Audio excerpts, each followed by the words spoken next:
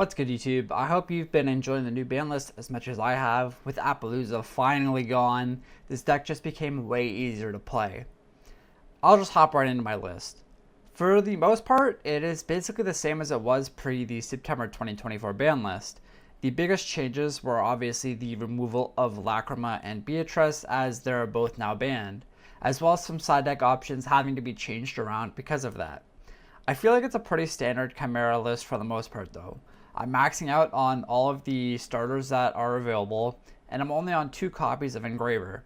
I did try 3 for a while, but you have so many ways to access it that it's just not worth playing the 3rd. I ended up cutting it for a copy of Monster Reborn instead, because it is a really nice extender when you have to fuse away your bodies, as well as a starter in many matchups going second, because all you have to do is yoink a light fiend from your opponent's graveyard in order to go full Fiendsmith combo before you commit to anything at all. I am still playing the copy of Dark Fusion. At the end of the day, it's just another fusion spell, even if you don't have an efficient way to search it anymore. If you've played this deck before, you're probably well aware that if you don't have a way to fuse, you just don't, play the game. 10 ways to access a fusion spell without your normal summon gives you enough ways that you should be seeing at least one in your opening hand majority of the time. I'm opting for board breakers instead of hand traps because there's not enough non-engine space to fit a critical mass of them. So more often than not, you'll just end up hand looping yourself and losing if they're able to push through 1 to 2 of them. I think Talents is insane in this deck. I will never get caught cutting it. Droplet is also pretty nice as a card that's live going first or second. The only slot that I'm really considering switching up is Imperm. Now yes, it doubles as a hand trap that plays around Talents and as a breaker, but I mean, basically with Appaloosa gone, it's not as important to have Monster Negation in your starting hand. Other options that I'm considering right now are Book of Eclipses and Fenrir's, but this is still an idea that I'm toying around with. For the side deck, this is pretty generic. I mean, it really depends on your locals or whatever event you're going to, but for right now, I have the one Wang Hu for Yubel, which I think is probably the best deck right now. It does hit a lot of other random decks like Pearlian Sprite, but it is mostly for Yubel. Nibiru is strong against anything that doesn't auto spit out like Caesar or Phantom. The Cosmics could just be Duster and Lightning Storms. I think that just comes down to personal preference. I have Dark Ruler in here for random rogue matchups. You never know when it just puts in a lot of work. It does its job well. Right now I'm also trying out putting back Super Poly. I have some extra targets in the side as well. For something like Tempa, you have to put in the Garura, but for matchups like Yubel, random break my board matchups, I think Super Poly can put in a lot of work. But like I said, this is just more of a Theorycraft side idea because I haven't gotten a lot of chances to try it out yet. Other options you could consider are things like Change of Heart and Snatch Steal. I think stealing is still a very underrated mechanic, and it's definitely worth exploring more. For the extra deck, I would argue that 12 of these 15 cards are pretty mandatory, with the rest obviously being flex spots. If you're not playing the Fiendsmith cards, that frees up a lot of space for you, so I'll give you some options I would love to include if I had the room in just a second. So just to go over it, I have the Necroquip and the Aerial Eater.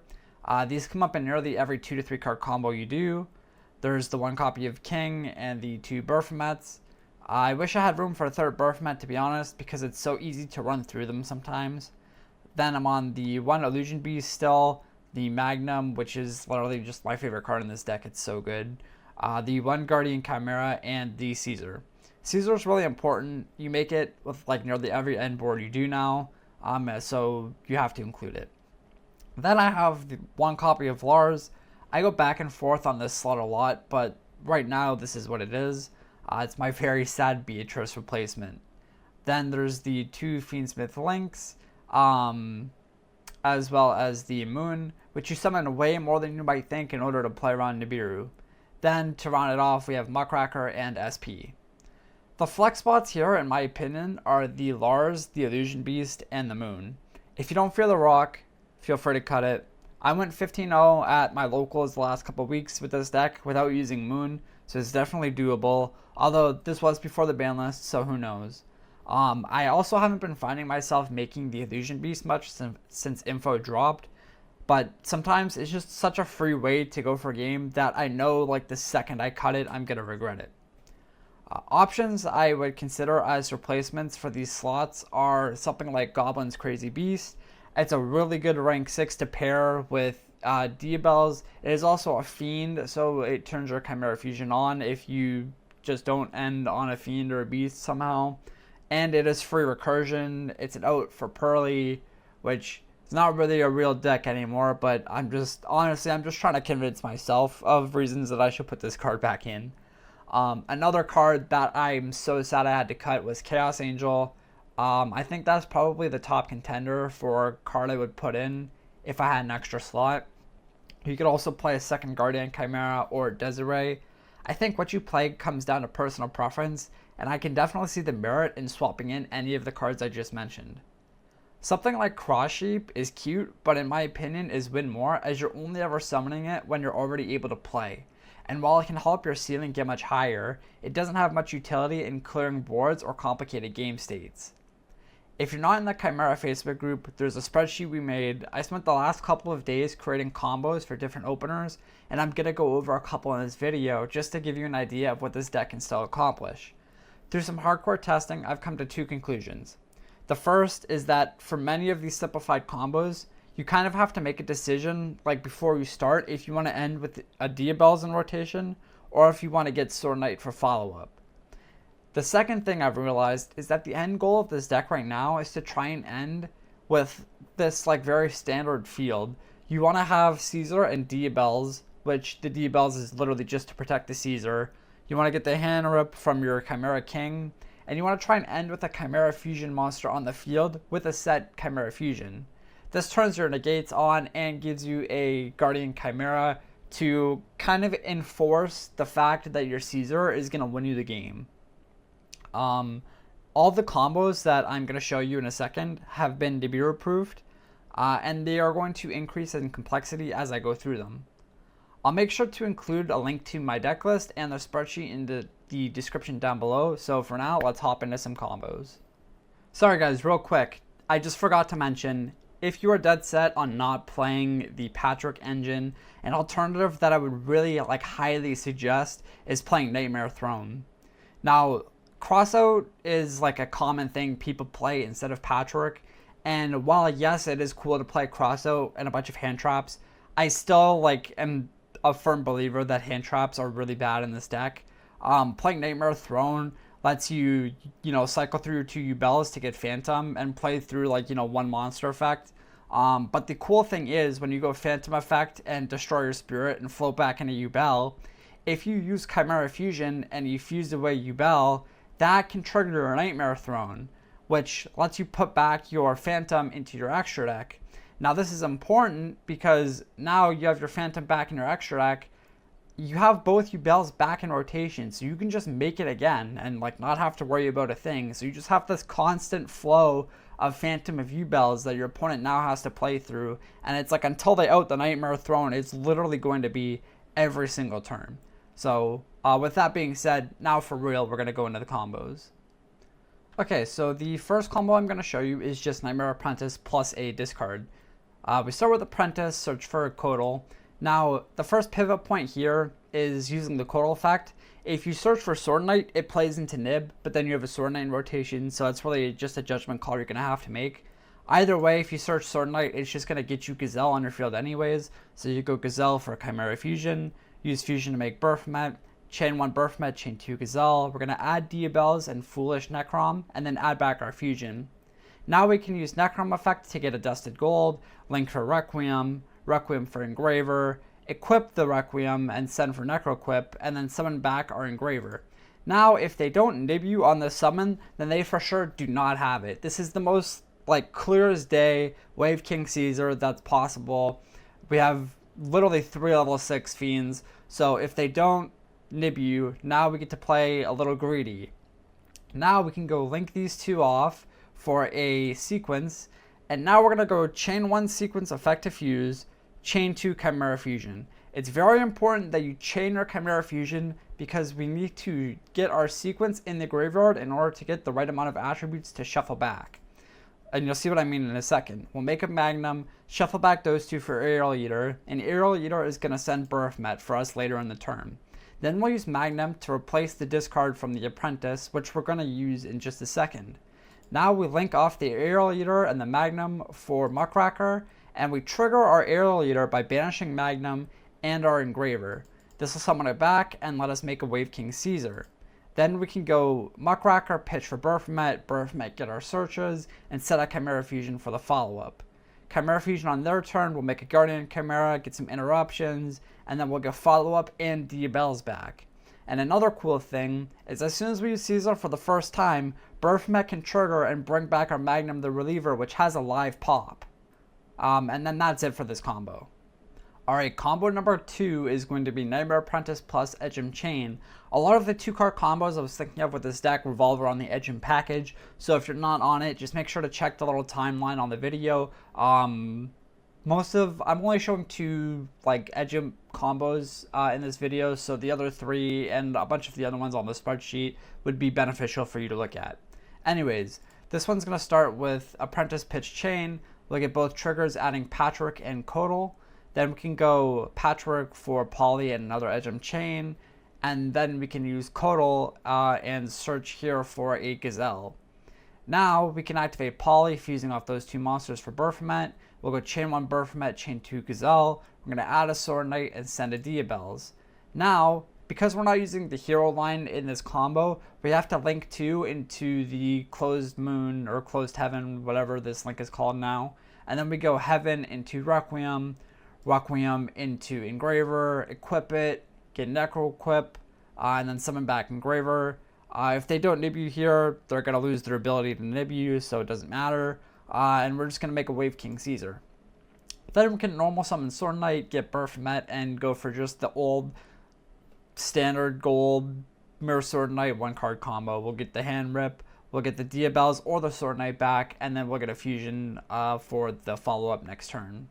Alright, time for our combo number 3. So this one is going to be Coatl or Gazelle plus Patchwork. Now this combo technically also works if you start with Swordknight, but it won't be as strong, and you'll see why as I go through it.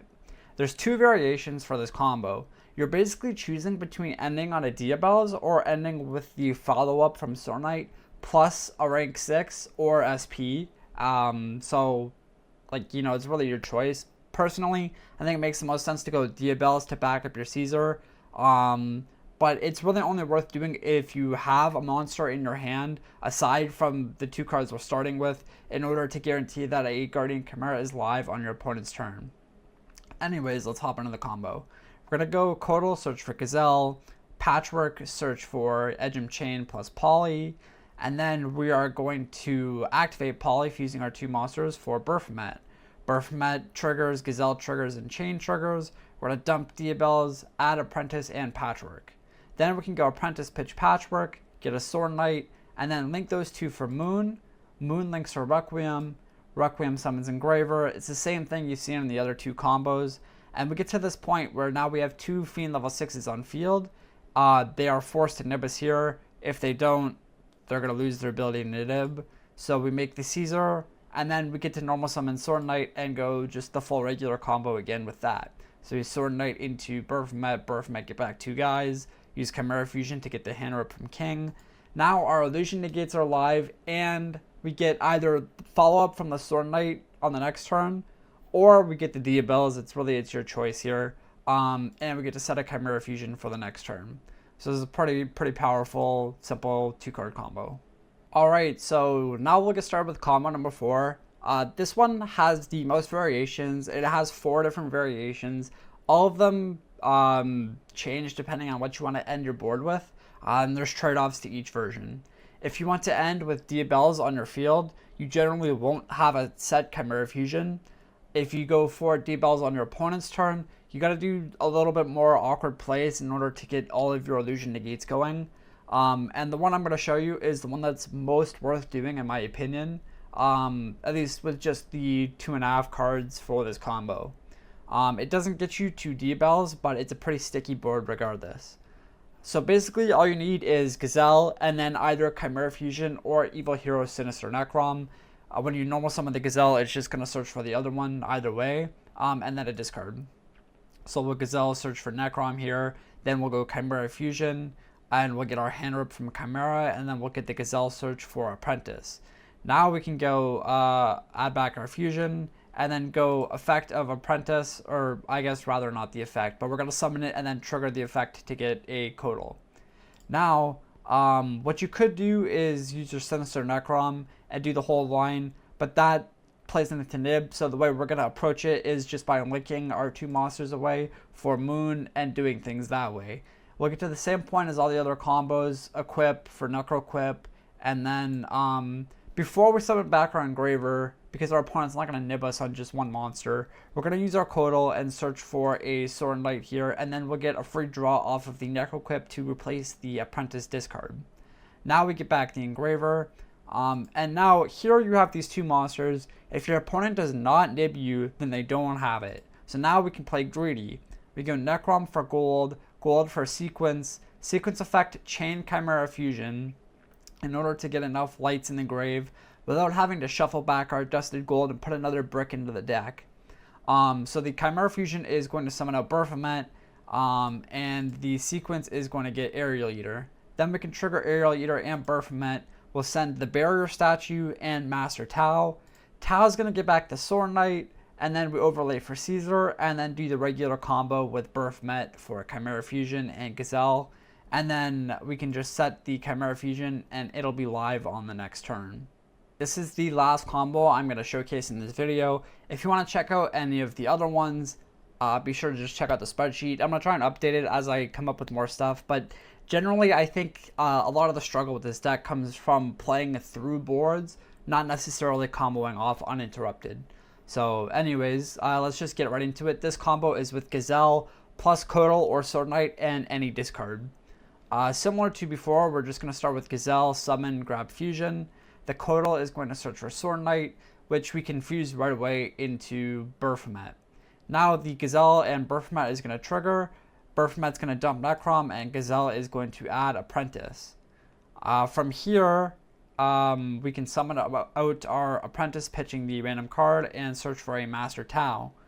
Then we can go link 2 into Moon, do the whole Fiendsmith line like you've seen literally a million times already, and get to this point where we can Caesar. If they don't nib us on the summon, that means they don't have it. Now that we know they don't have nib, we can go Sinister Necrom effect, summon out gold, gold for Requiem, or sequence, sorry. Sequence effect, chain Chimera Fusion, like before, into our second copy of Baphomet. Now we go resolve the sequence, shuffling back 2 Light Fiends for Aerial Eater, and we'll go chain 1 Aerial Eater, chain 2 Tau. Aerial Eater will dump the statue, we'll get back the Swordknight for Baphomet, and now we have a Chimera Fusion live for the follow-up turn. This can make Guardian Chimera, trigger our guys to get back Swordknight or Apprentice, get a follow-up search. We have a live Baphomet in the graveyard. Right now I can only get back Sinister Necrom, but as soon as you use any of your illusion negates, you can get those instead. But yeah, that's it. All these combos kind of generally try to end on the same thing, which is just like Caesar plus like a fusion and lots of follow-up. And that about wraps it up for my Chimera update video. I'm sorry it took so long for me to release this. I really wanted to get some good experience playing around the Fiendsmith engine and ratios, and didn't want to put out an ill-informed video just for the sake of putting one out there. Like I briefly mentioned earlier, I'm currently 15-0 in real-life tournament matches with this deck, so I'm pretty confident in this build. I hope you all enjoyed this deck update and the combo tutorials, and I hope they were able to see some of the same success that I've been seeing with Chimera Fiendsmith. If there's more Chimera content you'd like to see, like maybe something along the lines of like reviewing dueling book replays or something like that, be sure to let me know in the comments down below. As always, thanks for watching, see you next time.